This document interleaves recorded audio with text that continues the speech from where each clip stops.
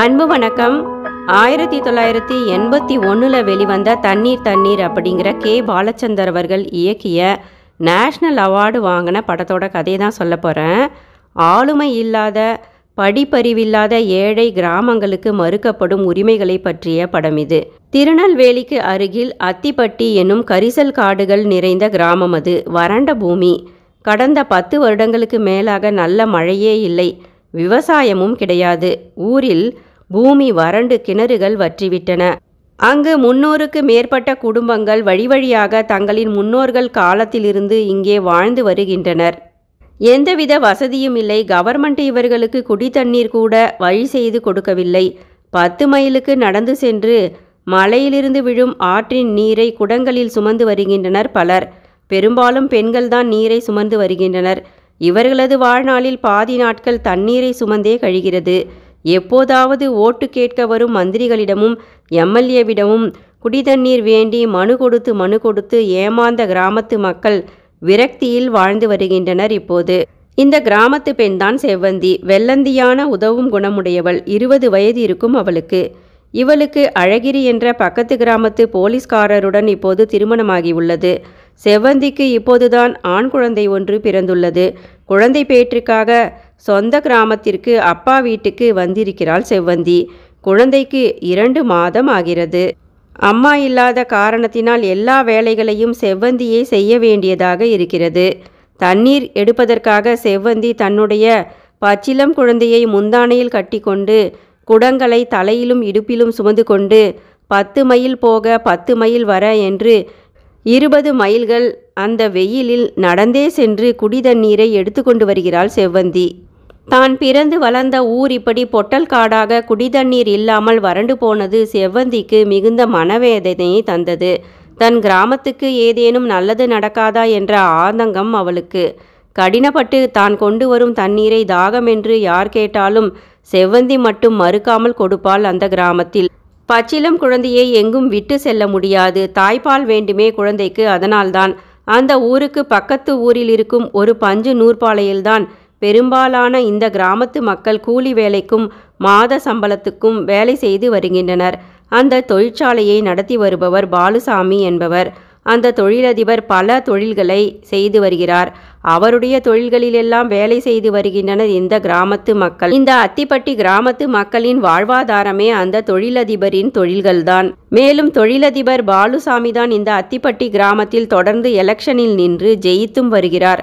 ஆனால் கிராமத்து மக்களின் நலனுக்காகவோ அவர்களின் குடிதண்ணீர் பிரச்சனையை தீர்க்கவோ எம்எல்ஏ பாலுசாமி எந்தவித முயற்சியையும் எடுக்கவில்லை. பாலுசாமி குடிதண்ணீர் வசதி கூட செய்து கொடுக்காமல் இருக்க கிராமத்து மக்களை அடிமையைப் போல நடத்தி தன் தொழிற்சாலைகளில் அவர்களை கொத்தடிமைகளாக வேலை செய்ய வைக்கிறார். அவரின் சுயநலம்தான் அதற்கு காரணம். மழையின்றி அந்த கிராமத்தின் கிணறுகள் எல்லாம் வறட்சியினால் விஷவாயு தாக்கிவிட்டது. கிணற்று நீரை தாகத்திற்கு குடித்தவர்களில் சிலர் ஊனமாகி குருடாகி விட்டனர் விஷவாயுவினால். தண்ணி இல்லாத அந்த காட்டில் உள்ள ஒரே பள்ளிக்கூடத்தில் ஒரே ஒரு ஆசிரியர் பணியை செய்து கொண்டிருந்தார். அந்த வாதியார் அங்குள்ள பிள்ளைகளுக்கு பாடங்களை சொல்லிக் கொடுத்தாலும் வளர்ந்த மக்களுக்கு அரசியலை பற்றியும் மக்களின் ஓட்டு எவ்வளவு முக்கியம் என்றும் ஜனநாயகத்தில் மக்களின் உரிமைகளை பற்றியும் அவ்வப்போது எடுத்து சொல்கிறார். எலெக்ஷனில் ஜெயிப்பவர்கள் செய்ய வேண்டிய கடமைகளை கிராம மக்களுக்கு விளக்கி சொல்லி கொடுக்கிறார் அந்த வாதியார்.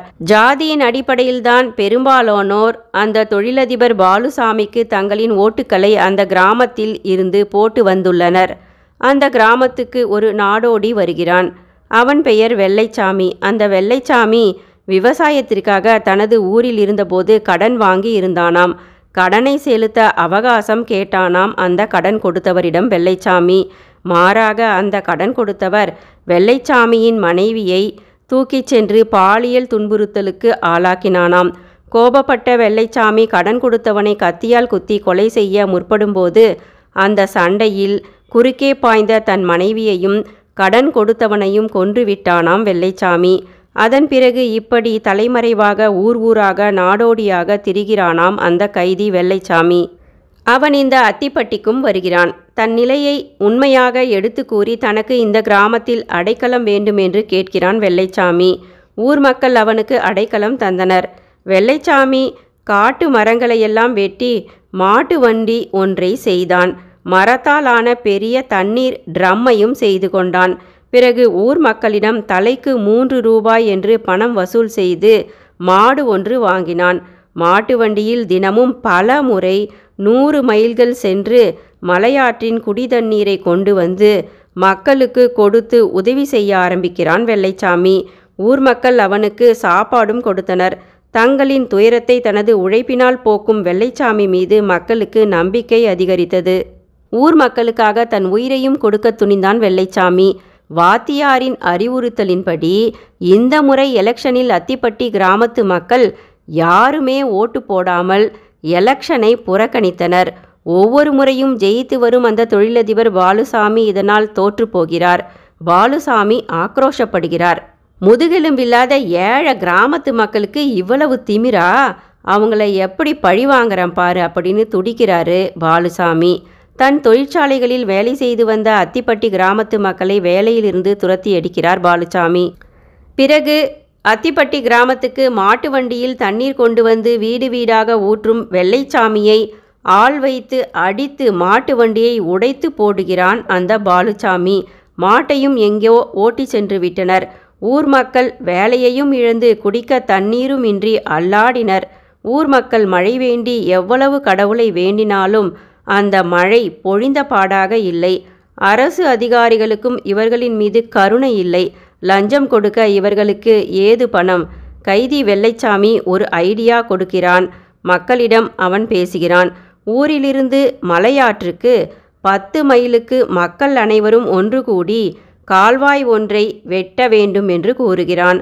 அதன்படி ஆணும் பெண்ணுமாய் ஊர் மக்கள் கடினமாக பல மாதங்கள் உழைத்து ஊருக்கும் மலையாற்றுக்கும் இடையே பெரிய கால்வாயை வெட்ட ஆரம்பிக்கின்றனர்.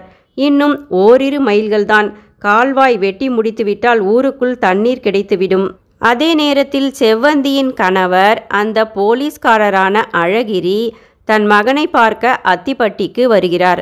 வந்தவர் கைதி வெள்ளைச்சாமியை பார்த்துவிட்டு அடையாளம் கண்டுகொண்டார். வெள்ளைச்சாமியை உடனே கைது செய்து அழைத்து சென்றார் அந்த அழகிரி. ஊருக்குள் தண்ணீர் வருவதை கண்கொண்டு பார்த்துவிட்டு போலீஸில் தானே வந்து சரணடைவதாக கெஞ்சுகிறான் வெள்ளைச்சாமி.